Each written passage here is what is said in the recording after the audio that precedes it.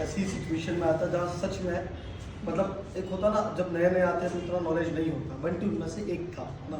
बंटी वहाँ लास्ट में बैठता था, मतलब इसके बैक बेंचर की तरफ, है ना। और मुझे आज भी याद है कि बंटी एक ऐसा बच्चा था जो सर ने जो पढ़ा दिया उस पर कभी क्वेश्चन नहीं किया। मैं आपको फिर से बताऊँ, इज नेवर क्वेश्चन। सर आपने जो कहा वो कहानी जो गाया वो गीत, है ना। और उसको कभी कुछ डाउट लगता ना तो अकेले आके पूछता जरूर था, सर ये ऐसा नहीं ऐसा था, है ना।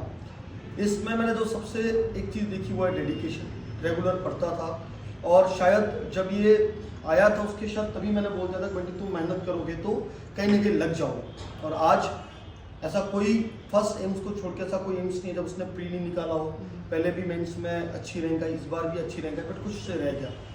MP MSc में फर्स्ट रैंक, CHO में फर्स्ट रैंक, ESI से सेलेक्टेड है, जिसमें भी मतलब अच्छी रैंक में, है ना। तो मेरा ऐसा मानना है कि यस, कंसिस्टेंसी करोगे तो सिलेक्शन हो जाएगा। हमारे यहाँ पे अब जितने पुराने स्लॉट है सब सेलेक्ट हो गए, है ना।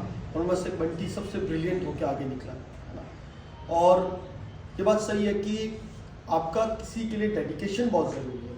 मतलब अगर आप कोचिंग आए हैं तो आपको समझ में आना चाहिए कि यस, ये कोचिंग वाला मेरा उद्धार कर सकता है। बहुत सारे लोग क्या कहते हैं, मल्टीपल सोर्सेज में जाते हैं, ये ऐप ले लिया, वो बुक ले ली, यूट्यूब देख लिए, होना जाना कुछ नहीं। जो आपके कंसेप्ट वो और बिगड़ेंगे, है ना, और आपका पैसा और समय दोनों बर्बाद होगा। तो मेरा तो एक ही सजेशन है कि जो पढ़ रहे हो उस एक चीज़ को पकड़ के चलो, है ना। मतलब अगर आप PR यादव पढ़ रहे हो तो PR यादव को ख़त्म करो। टारगेट हाई को पढ़ रहे हो तो ऐसा नहीं है कि आप एक ही दिन में 10 बुकों को ले लिए, 10 रेफरेंसेस को ले लिए, उसमें आपका नुकसान ही है।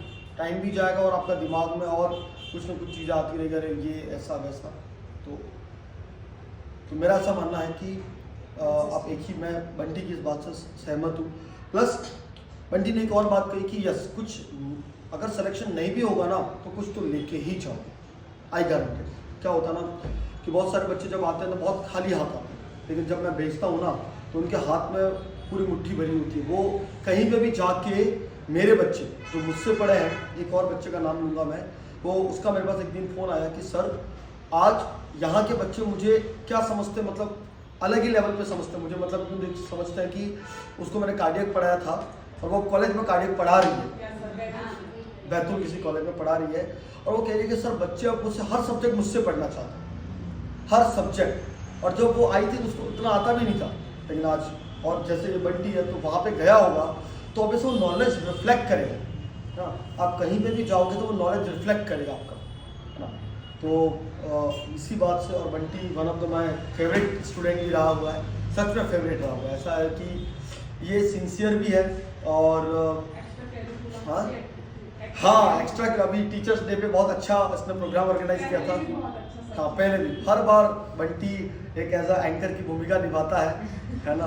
और देखो हाँ, मैं कह रहा हूँ जो मन के अच्छे होते हैं ना, जो मन के अच्छे और सच्चे होते हैं तो भगवान भी उनकी सुनता है। ऐसा नहीं है कि आप में वो प्योरिटी होनी चाहिए, है ना। अगर आप जो भी काम कर रहे हैं उसके लिए प्योरिटी होनी चाहिए, और जब प्योर मन से प्योर दिल से करते हैं तो ऊपर वाला भी सुनता है, सच में सुनता है ना।